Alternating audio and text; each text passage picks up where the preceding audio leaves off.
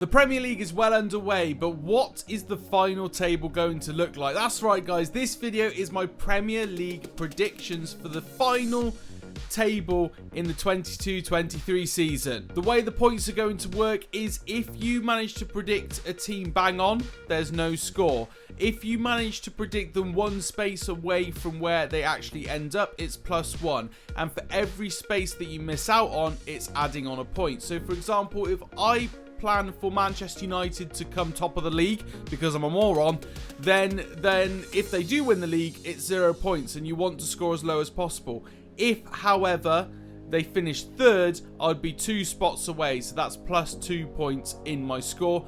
The lower the score, the better. We will do a video at the end of the season looking at my predictions and seeing how well I scored. If you guys want to compete against me in this, put your prediction in the comments down below. All 20 teams in order and where you think they're going to finish this Premier League season. Now, before we jump into this, I will make you guys very aware that my ball knowledge is nowhere near as good as yours. The Premier League predictor videos show that much. But I just like doing this for fun. So if I say something that's wrong in any way, shape or form, by all means, let me know in the comments, but be nice about it, okay? So we're going to be starting off with our relegated teams. So, I am going to place at the bottom of the table Bournemouth. I think that they're going to go down this season. I don't think they've got a strong enough squad. Joining them is promoted side Fulham, who I think have chucked quite a bit of money at their promotion, but haven't really spent it in the right areas for me. Players like Andreas Pereira, I don't think are going to be able to keep Fulham up this season. Although they did play very well in the first game of the season, but we'll put that down to a bit of excitement about being in the big time again. And my final team to go down are Southampton. Another team that have spent a sizable amount of money. They've spent just around 50 million in this transfer market, but not bringing in players that I think are Premier League quality. So Southampton, Fulham and Bournemouth, should I say, are my relegated sides. Next up, 2 teams that are going to narrowly escape relegation this season, starting with Everton in 17th and Nottingham Forest in 16th. I think it's going to be close. Between 16th and 18th, I think there's only going to be a few points in it personally. Everton, for me, losing the firepower of Richarlison is going to have a massive impact on their ability to score goals. People they've brought in don't replace them in any way, shape or form, in my opinion. And as for Nottingham Forest, they've chucked a lot of transfers at coming into the Premier League, some of which have got some Premier League pedigree in them, and others are kind of young talents that they're looking to form into Premier League players over time. I think they've got just about enough experience in that side to keep them from the relegation spots for me. So 16th is Nottingham Forest, 17th is Everton, who are going to massively struggle this season. I am going to put a little random prediction out there. I think Frank Lampard will be sacked wrongfully, admittedly. I think he should be given a lot more time than he will get given, and that'll have a massive impact on Everton's season. Instead of Everton improving with a new manager, it'll just go to show that maybe it wasn't Frank and they'll push even lower. So that's why they're finishing 17th. The 2 teams to go above them is Aston Villa and Crystal Palace. Now, Aston Villa for me is a side that obviously got Stevie G at the helm, and there's a lot of pressure on Villa at the moment. People seem to think that they're going to be doing quite well this season, that they're going to overly perform with the players they've actually got in their squad, which is a strong squad, but I just don't think they've got enough to win those difficult games. I think there'll be a lot of draws in there, which will draw Aston Villa down the table a bit. Crystal Palace under Patrick Vieira, I think this will just be standard for them, because for me, their pre-season was so discombobulated with half the squad in England, half the squad out on tour the other side of the world. It was messy. I think that Crystal Palace, for me, are going to be a side that struggled quite a bit with a few games this season, and the same as Villa, really. A lot of draws will be in there, which will mean they're finishing lower down the table in 14th and 15th. Next up in 12th and 13th, we have Leicester City and Leeds United, respectively.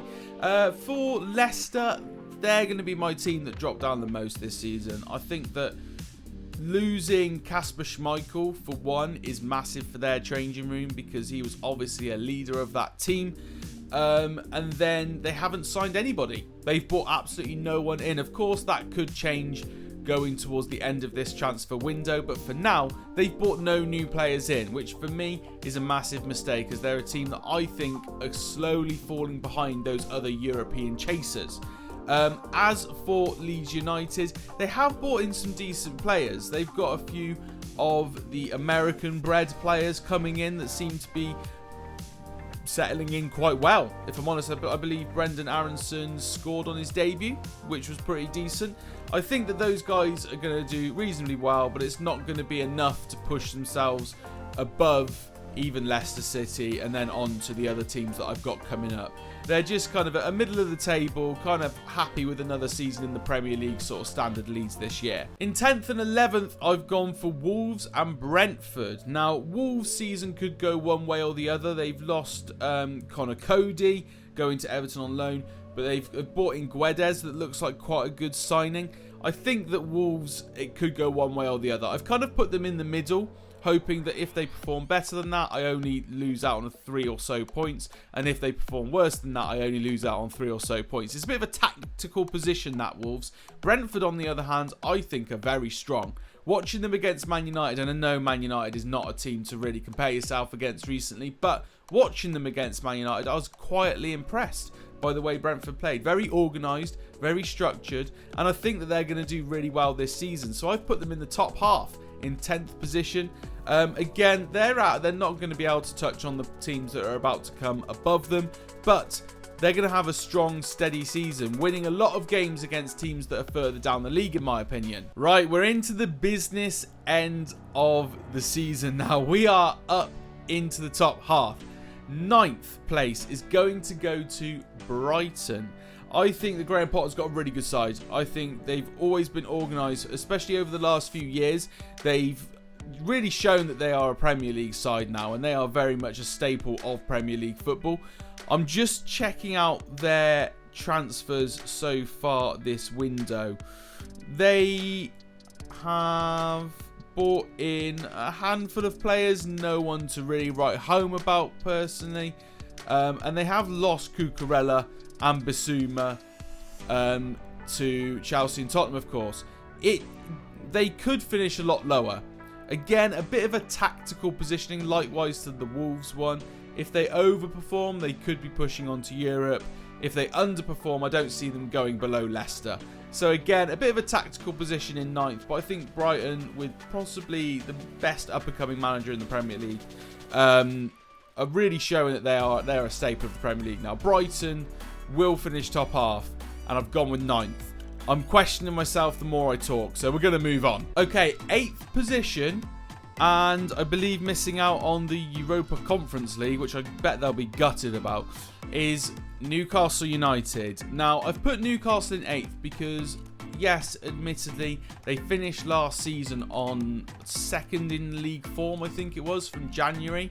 If they had played like that all season, they would have come 2nd. But I don't think the Newcastle side that we're seeing at the moment is capable of breaking into that top 6 or 7 teams. So for me, they're finishing 8th.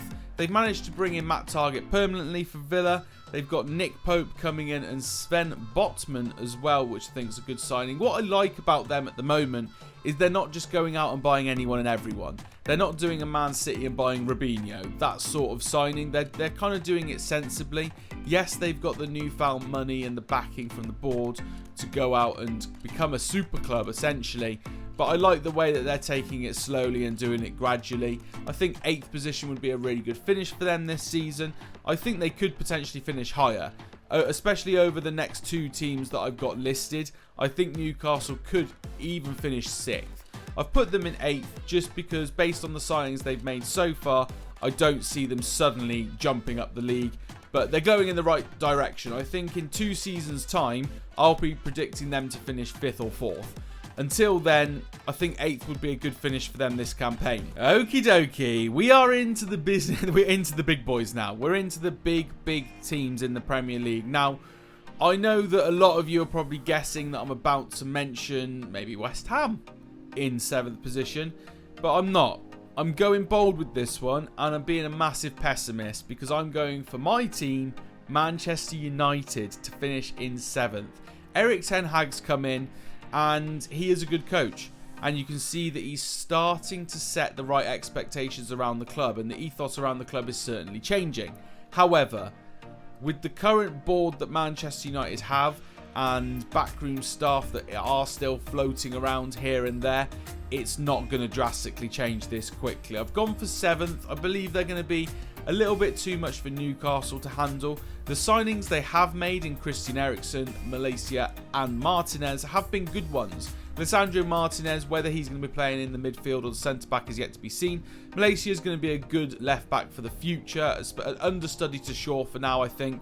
And Christian Eriksen is going to be a starting midfielder. As soon as Eriksen dropped deeper in the first game of the season, he played amazingly and dictated the game from there, if I'm honest with you, against Brighton. But it was a little bit too little too late. As far as their season goes, if they make certain signings, they could be 6th or 5th. If they fail to make any signings from now until the end of the transfer window, they could end up 9th. It's a project for Erik ten Hag. I'm not expecting him to come in and massively change things straight away. I'm expecting it to be a gradual thing. We've lost a lot of names in that dressing room as well over the summer. So like Nemanja Matic, who we know wasn't a leak, he was a decent guy to have in the changing room. Juan Mata as well has been released. So that's 2 massive names to have left. But then you've also got players like Dean Henderson and Paul Pogba and Jesse Lingard that have left that arguably weren't the best people to have in that changing room. So there's positives and negatives from the transfer market right now. The negative being that they haven't bought enough players. So for me, 7th place would be a pretty good finish for Man United. People that think they're going to finish 4th are just delusional United fans, or kind of being sarcastic if they support any other club in the league, let's put it that way. Next up, 6th position, I have gone for West Ham United. So yes, I've probably anticipated West Ham finishing a bit higher than others would predict in their predictions, but that's because I think Manchester United are going to massively underperform. West Ham United, however, even though they've lost Mark Noble as their captain, obviously, he left as he retired, they've got the perfect replacement in Declan Rice. He is a club captain that will be at that club now for a long time. Wouldn't surprise me if he was a one-club man like his predecessor Mark Noble, if I'm honest. The players that have come in are decent. Maxwell Cornet from Burnley is a very good signing. He's probably one of the best Burnley players from that squad, so he's a good one to bring in. Skamaka, I don't know massive amounts about. Agard as well, I don't know much about. Areola, obviously, we know a little bit about his Premier League performances. He's a decent signing nonetheless. And there's no one else really that's left that I think, oh God, I can't believe they've lost them. Diop as a backup defender, I guess, is one. Yarmolenko's not going to be much of a miss. So all the others are kind of just dead water that they had, basically. So I think West Ham are going to do very well. They're definitely my club on the rise. I think them and Newcastle are probably going to come up at the same time. And it could see teams like Manchester United and some of the other big 5 feel a little bit left out, because I think that these teams, the way that they're purchasing players, the way they're developing youth players, are kind of overtaking teams like Manchester United at the moment. And West Ham, for me, will be pretty happy with 6th. Which team do I have missing out on the top 4?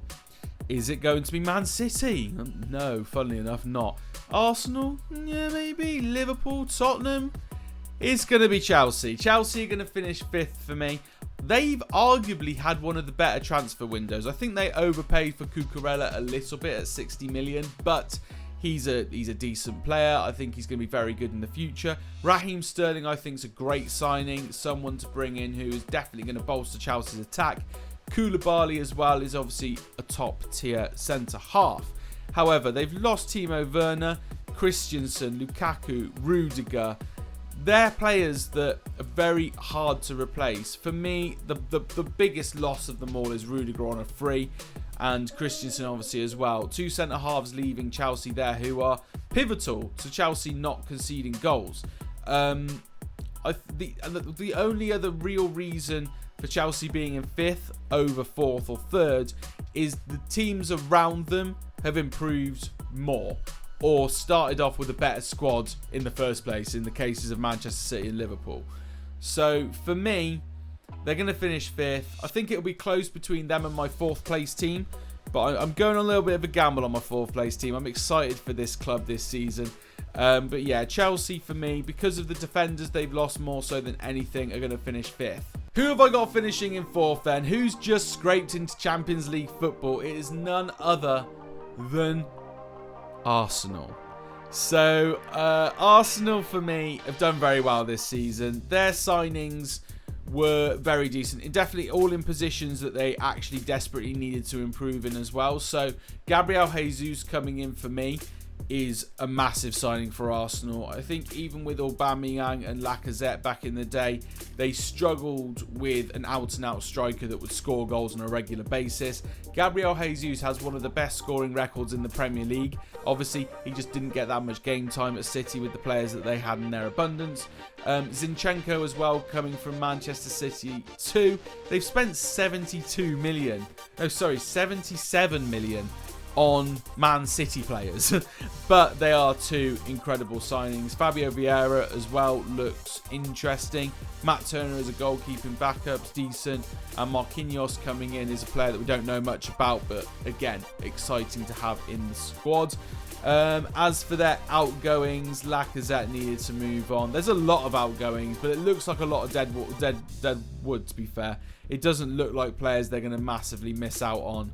And then if it is, it's players that are going out on loan and will return anyway. So this Arsenal team, I watched a lot of their pre-season. It was very impressive. Gabriel Jesus is scoring goals for fun. I think Saka's going to come into his own this year. I think, especially with the World Cup year, Saka's going to step up. I think he feels still maybe a slight bit of guilt for his Euros and the way that ended. Obviously, the abuse he got was just stupid and was completely unneeded. But I feel like he feels like he has a point to prove in an England shirt. So he'll be putting his all into the season with Arsenal to make sure he's in that England squad and maybe even in Gareth Southgate's starting 11. All or Nothing documentary, by the way. I'm 2 episodes in and it's quality. I'm actually slightly falling in love with Arsenal a little bit, which I shouldn't do as a United fan, but I love Arteta and the things he's doing now. I'm really enjoying watching what happens behind the scenes with him. And yeah, I'm excited for Arsenal fans. I think they're finally getting to a place where they're reproducing the Vieira days, the Thierry Henry days, and some of the players in their team right now are exciting. Obviously, they've changed the captaincy to Odegaard as well, which I think was a great choice. All in all, I think Arsenal are looking strong. 4th place. So that leaves us with Spurs, Liverpool and Man City. Finishing in 3rd position in my predictions is Liverpool. Now, I've gone for Liverpool solely because they've lost a massive player in Mane. But not only that, they've also lost people like Origi, who I feel really added to their squad depth. They maybe haven't got the depth that they had in previous seasons. They're still, don't get me wrong, an incredibly strong squad, but when you're getting to the top half of the Premier League, and especially the top 1, 2, 3 teams, margins are very slim. And for me, Liverpool haven't been able to replace the players that have lost. Losing Mane is massive. Bringing in Darwin Nunez is yet to be seen whether that's a good transfer or not. Fabio Carvalho is going to be good, and Calvin Ramsey's definitely one for the future. But for me, they're not going to have the firing power they had previously. So for me, Liverpool are going to finish 3rd.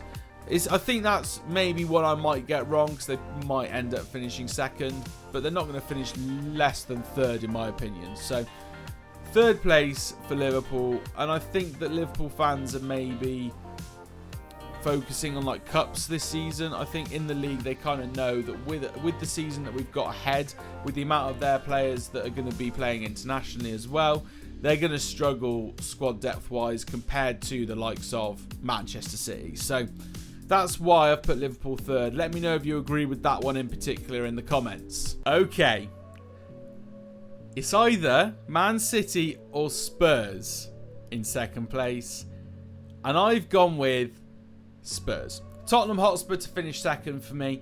This one I'm predicting an overperforming team. Obviously, Son, who I think will get Golden Boot again, by the way. Harry Kane, get off penalties so Son can get 40 goals a season, please. We're going to put Son, obviously, is incredible. Kane, incredible. Going forward, They've also added in Richarlison, which isn't going to be a starter for me. He's going to come off the bench, but that's a great impact player to have. Defensively, they strengthened it in the wide areas with Perisic and Spence, who I think are going to come in and have very good seasons. Lenglet coming in on loan as well at centre-half is a very good option. And the biggest signing for me is in centre midfield. Admittedly, I think it'll be Højbjerg that maybe drops out of Tottenham's centre midfield for this campaign, and it'll be Bissouma coming in. Bissouma is a great signing. I think that's an absolute steal. Why United weren't in for Bissouma, Man United that is, I don't know. It's frustrating to all us fans, and Tottenham have got themselves a great player there. I am predicting a slight overperforming Tottenham here, but I really like the signings they've made, and I really like their squad that they already had. So I'm just predicting seconds, because I just think it's their year to not necessarily challenge for the title, because I'll talk about that in a minute. But I think with the season they've got ahead of them, with the break for the World Cup and the complications that will bring for other teams, I think Tottenham are steadily just going to get on with their business. And the likes of Son, Kane, I think are going to have good seasons. Kane needs it obviously for the World Cup coming up. So yeah, I think it's very straightforward. Tottenham second place, and I think they'll probably be above Liverpool by maybe 4 or 5 points. I don't think it's going to be close between those two. I think there'll be a little bit of a buffer there. So yeah, I think that's an interesting prediction from me. I'm definitely over anticipating their performance there, but I think it's the right one. And no prizes for guessing who I've now put in first. I've got Manchester City. For me, Manchester City are above and beyond any other team in this league now. The introduction of Haaland in particular is... it's hard to explain. I don't see any other team in the Premier League being able to deal with Haaland. His strength, his pace, his positioning, his ability in the air, his finishing is all incredible. Like, this guy is a monster, and I didn't really believe the Dortmund highlight reels until I saw him play this weekend just gone. I'm recording this on the Thursday night if you're interested in kind of time scales. I haven't seen any of the games that are happening in this game week right now, in game week 2. So from game week 1, his performance was insane. He was hard to handle. He got, 3 chances, scored 2 of them. Like, he's going to be a game changer. And with the season that we've got coming up, having Calvin Phillips as a backup centre mid is mental. Again, wish United had got him, because he's a starter for Man United. For City, he's a bench player. What a player to have coming off the bench in midfield to stabilise games if need be. I think Jack Grealish is going to really take off. The only thing they might miss is Sterling, personally. Zinchenko's obviously replaceable at left back. But yeah, I think with the season we're about to have, with the World Cup in the middle of it, the really tired legs you're going to have in some of these players by the end of this season, the squad depth of Manchester City is going to shine through. And I don't think any other team in the league boasts a better squad depth than Manchester City. The players they've got in reserve are players that would walk into teams like Manchester United, Newcastle, Brighton, those mid-table teams, those middle of the top half, teams. They would walk into those teams, and they've got them as reserves or subs. It's mental. So for that reason, that's why I'm going to put City top of the league. I just don't see it ending any other way. But still, Son to beat Haaland for top goal scorer. You heard it here first. So here is my Premier League predictions, the full table. We've got Manchester City winning the title, Tottenham coming second, with Liverpool third, Arsenal fourth, Chelsea missing out on the Champions League in 5th. West Ham United, Manchester United and Newcastle are 6th to 8th.